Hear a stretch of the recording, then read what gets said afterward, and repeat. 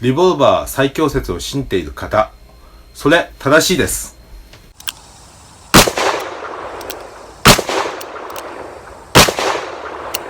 チャンネルへようこそ。この動画ではアメリカで今もなお人気のあるリボルバー、そしてリボルバー愛好者はどのような目的で使用を携帯しているのか、それらについてまとめたものになります。ちなみに現在からです。セーフティーナンバー1です。そしてこの動画を見ると、あれ?射撃ってあのスポーツに非常に似てない?と思えるかもしれません。それでは行ってみましょ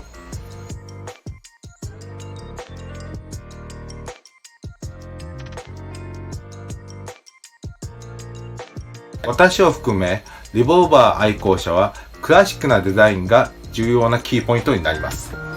もちろんアメリカの時代劇の影響で好きになる方が多いと思います。私の同僚曰く、昔ダーティーハリーを見てしびれたんだ、あの44マグナムが私の原点だったっていう同僚がいました。その他にも親父がリボルバーを愛用していたから、だからそのリボルバーを今でも使用しているんだっていう方もいらっしゃいます。やっぱりリボルバーは西部開拓から使用されてるからね、アメリカのスピリッツなんだという意見が多かったです。その次にリボルバーをご信用にしているかについて聞いてみたところ、元警察官の方がいらっしゃいまして、警察時代はセミオートを使用していたが、警官をリタイアしてからはリボルバーを使用しているとのことでした。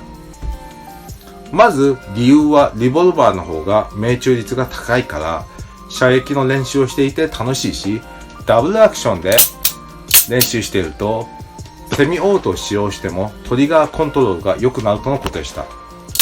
確かにリボルバーのダブルアクションは重いです。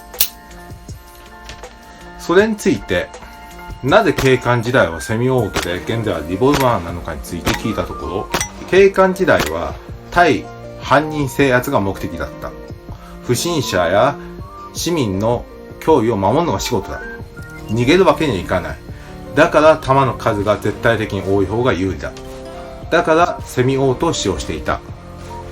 しかし現在は一般人だと、わざわざトラブルに巻き込まれるような場所に行く必要もないとのことでした。それに誤信ということだが、知ってるように止まっているターゲットですらハンドガンで確実に狙いを当てることは難しい。実際は動いているターゲットで、なおかつ自分も動きながら射撃が必要になっていきます。だからいわゆる状況判断が非常に大切になるとのことでした。警官時代、長距離ではライフルを使用して、中間距離、周りに遮蔽物に囲まれていて市民がいない場所であればショットガンを使用する。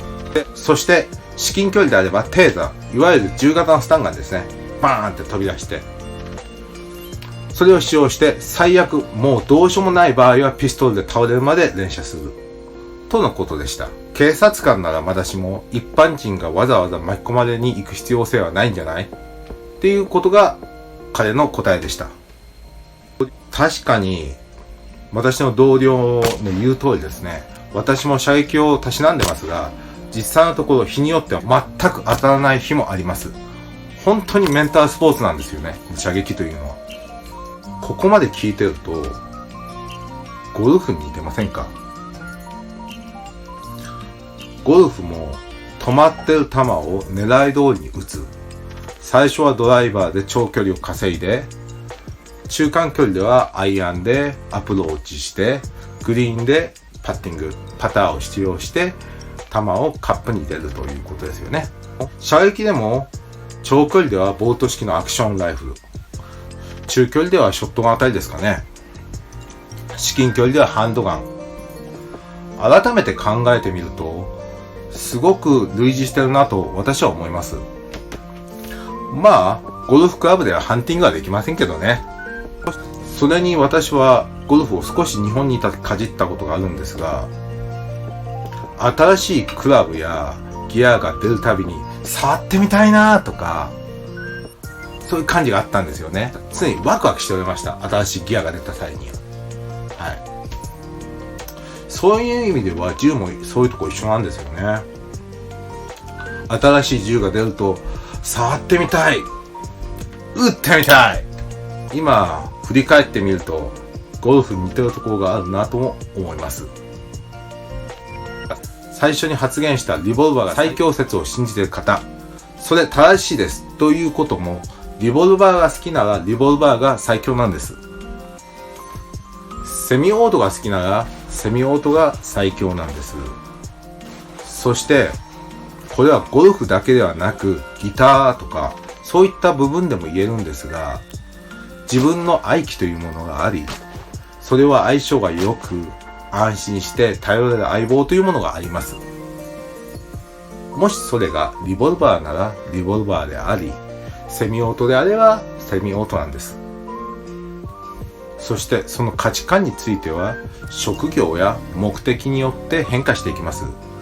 警察官や軍だったらセミオートが多いでしょう。ハンティングであればまた別の銃になると思います。ハンティングで鹿をハントする場合とクマをハントする場合も光景も変わっていきます。そして一般人で護身目的であれば正直一番自分が好きで一番慣れたものが良いんじゃないでしょうか、というのが同様の意見のまとめでした。もちろんこれらは私の周りの一部の意見なので、これが絶対だということはありません。私の意見ですか？私はそういったところに行く必要性がないので、そうなる前に全力で逃げます。仮に自宅に不審者が入ってきた場合何をチョイスするか。これはですね、間違いなく12ゲージのハイブラスのバグショット、ショットガンをチョイスします。これのメリットは狙いを正確に定めなくても当たります。で、ハンドガンなら何をチョイスするか。それはもうご視聴者の皆様ならご存知でしょう。本日も最後までご視聴ありがとうございました。この動画がよろしければチャンネル登録、高評価お願いいたします。そしてコメントしていただける方大好きです。それではまた来週、Stay tuned。じゃあね。